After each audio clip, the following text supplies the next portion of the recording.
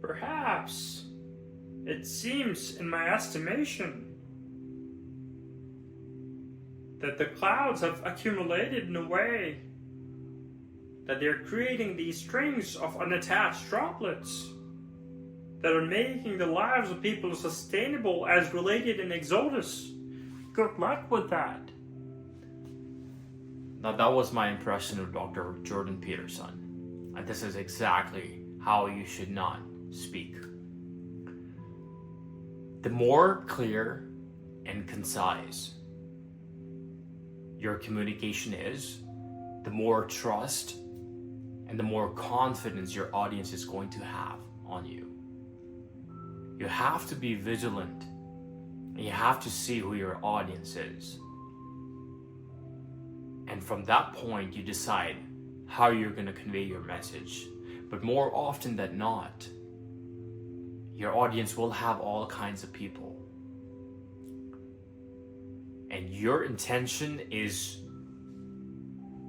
inherently to convey the message in a way that people can relate with, that people resonate with, that people can understand. That is what builds trust, that is what builds confidence, and that is what builds connection with your peers. If you have a look at all the people who've had very big impacts in the society in the 20th century, let's take some examples of the Black movement. Martin Luther King Jr. or Malcolm X or Nelson Mandela in South Africa.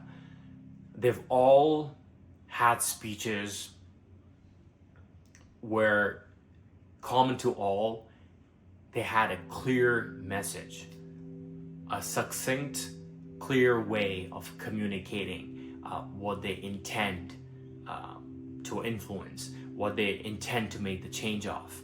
They're clear about it. And that is what grabs people's attention, and people want to listen to you because they understand it and they resonate with that message.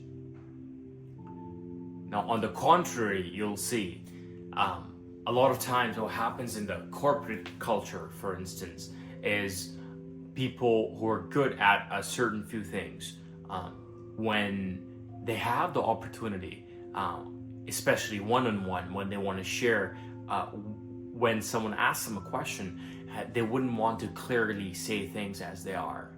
And that's probably because they want to have their own uniqueness and not impart the knowledge in a clear and concise way so the other people understand, without realizing that knowledge actually increases the more that you share and the more that you discuss. The example of Prophet Muhammad, peace be upon him, he was known and as seen in the narrations from his life is that his speech was always clear and it was concise for people around him to understand, and that is the trait that makes people impactful and influential in the long run.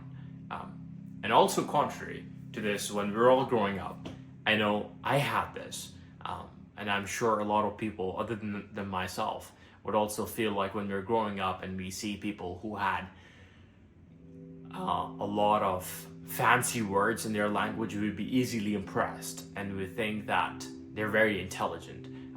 But this is actually false, because if you're using a lot of fancy words in just a few sentences, just like the example we talked about of Jordan Peterson, and people are not able to understand your message, it doesn't stand a chance of convincing people and influencing people to have your way of thinking if they cannot understand it in the first place.